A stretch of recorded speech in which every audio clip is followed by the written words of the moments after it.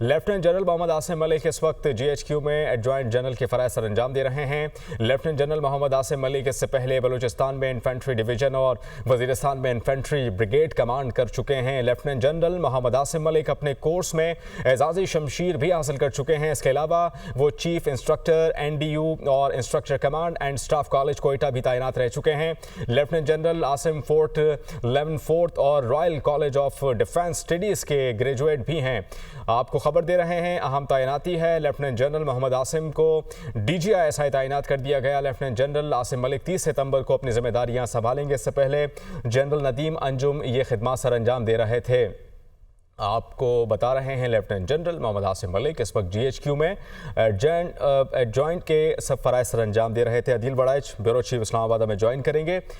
ایک بار پھر آپ سے تفصیل جاننا چاہوں گا عدیل، اس تعیناتی سے متعلق۔ جی، بڑی تبدیلی، بڑی تعیناتی ہوئی ہے اور اس میں لیفٹیننٹ جنرل محمد عاصم ملک کو DGI تعینات کر دیا گیا ہے، جو 30 ستمبر کو اپنی نئی ذمہ داریاں سنبھالیں گے۔ اس وقت وہ ایڈجوٹنٹ جنرل کے فرائض سر انجام دے رہے ہیں اور لیفٹیننٹ جنرل عاصم اس سے پہلے بلوچستان میں انفینٹری ڈویژن اور وزیرستان میں انفینٹری بریگیڈ کمانڈ کر چکے ہیں۔ اور لیفٹیننٹ جنرل عاصم جو ہیں وہ انہوں نے اعزازی شمشیر بھی حاصل کر رکھی ہے اور اس کے علاوہ وہ چیف انسٹرکٹر NDU اور instructor commandant staff college Quetta بھی تعینات رہ چکے ہیں۔ اس کے علاوہ اس سے پہلے وہ ملٹری آپریشنز ڈائریکٹوریٹ میں بھی فرائض سر انجام دے چکے ہیں۔ تو ایک ایسے وقت میں جب جنرل ندیم احمد انجم جو ہیں ان کو گزشتہ سال جب توسیع دی گئی تھی نگران حکومت کے دور میں، تو اس وقت جب وہ توسیع دی گئی تھی تو اس کے حوالے سے کہا گیا تھا کہ وہ ایک مخصوص وقت کے لیے ہے۔ تو اس کے بعد پھر اب یہ جو تعیناتی ہے یہ بہت اہمیت کی حامل تعیناتی ہے اور اس میں ابھی تک یہ واضح نہیں ہو سکا کہ اب جو ان کی جگہ AG کی پوسٹ پر جو نئی تعیناتی ہے وہ کس کی ہوئی ہے، اور اب سے کچھ دیر بعد اس بات کا امکان ہے کہ تقرر و تبادلوں کے حوالے سے اس پوسٹ پر بھی تعیناتی جو ہے وہ کر دی جائے گی۔ جنرل ندیم احمد انجم جو ہیں وہ ایک حاضر سروس جرنیل کے طور پہ ان کی توسیع ان کی مدت ملازمت میں دی گئی تھی، جو سابق نگران جو وزیر اعظم ہیں ان کے دور میں، نور اللہ کاکڑ کے دور میں یہ توسیع جو ہے وہ سامنے آئی تھی۔ بہرحال اب یہ واضح ہو چکا ہے کہ نئی تقرری جو ہے، نئی تعیناتی جو ہے یہ کر دی گئی ہے۔ اس حوالے سے پرائم منسٹر نے جو ہے وہ منظوری بھی دے دی ہے اور اب سے چند دن بعد اپنی نئی ذمہ داریاں جو ہیں وہ سنبھالیں گے۔ جی ٹھیک ہے۔ اچھا عدیل، آپ شہر اقتدار سے ہمیں اپڈیٹ کر رہے ہوتے ہیں، خواہ وہ سیاسی معاملات ہوں چاہے وہ فوجی معاملات ہوں۔ آپ سے میں یہ جاننا چاہوں گا کہ اس نام سے پہلے جو ابھی تعیناتی ہوئی ہے اس کے ساتھ ساتھ دیگر نام بھی زیر غور تھے یا صرف محمد عاصم ملک کو ہی DGI تعینات کر دیا گیا ہے؟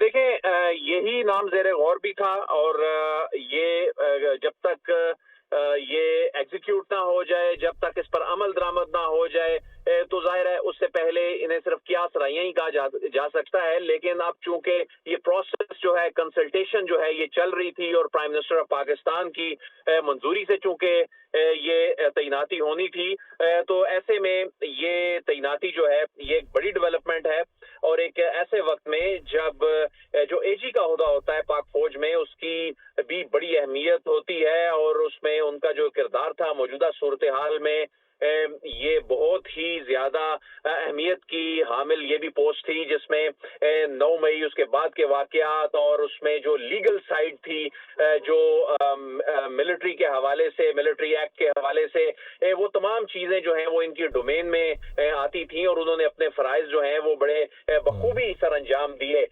بہرحال ندیم احمد انجم جو ہیں ان کا جب ٹینیور گزشتہ سال ختم ہو گیا تھا تو اس وقت ان کی مدت ملازمت میں توسیع جو ہے وہ کی گئی تھی کہ تاکہ جو پالیسیوں کا تسلسل ہے اس کو آگے لے کے جایا جا سکے۔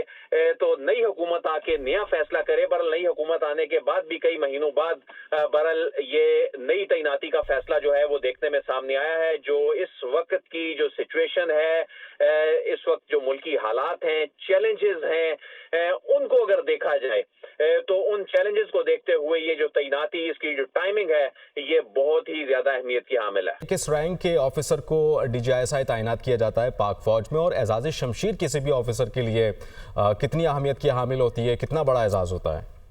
देखिए, ये जो पोस्ट है इसके लिए अगरचे कानूनी तकाजा ऐसा नहीं है कि इसमें एक लेफ्टिनेंट जनरल हाजिर सर्विस जनरल को ही अपॉइंट किया जाए, लेकिन इसमें एक ट्रेडिशन है, एक जो रिवायत है, जो एक तरीकाकार है, उसके तहत एक लेफ्टिनेंट जनरल के जो ओहदे का जो ऑफिसर होता है उसको ही डीजी आईएसआई तैनात जो है वो किया जाता है। लेकिन बहरहाल ये वजीर आजम की स्वाबदीद होती है, वजीर आजम का इख्तियार होता है और ये चीफ ऑफ आर्मी स्टाफ के साथ मुशावरत के बाद एक इत्तफाक राय से ये तकर्री की जाती है।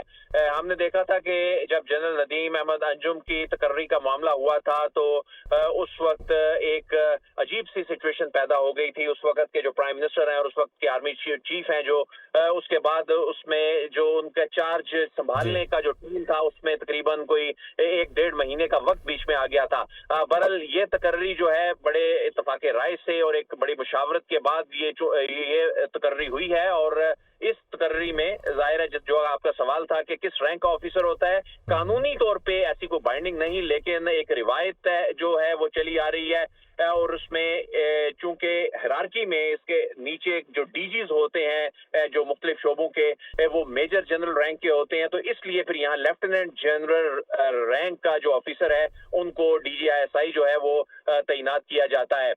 तो बहरहाल एजाजी शमशीर जो है ये एक बहुत बड़ा एजाज, एक जो ब्राइट ऑफिसर जो होता है अपने कोर्स में उसको ये एजाजी शमशीर मिलना जो है ये बहुत बड़े एजाज की बात होती है। जो ये डिस्टिंक्शन है जो लेफ्टिनेंट जनरल आसिम, ठीक है, बड़े एजाज की बात है किसी भी ऑफिसर के लिए एजाज शमशीर हासिल करना। तफसीलन अदील आप हमसे बात कर रहे थे, इस मुतालिक को बता रहे थे, आपका बहुत शुक्रिया।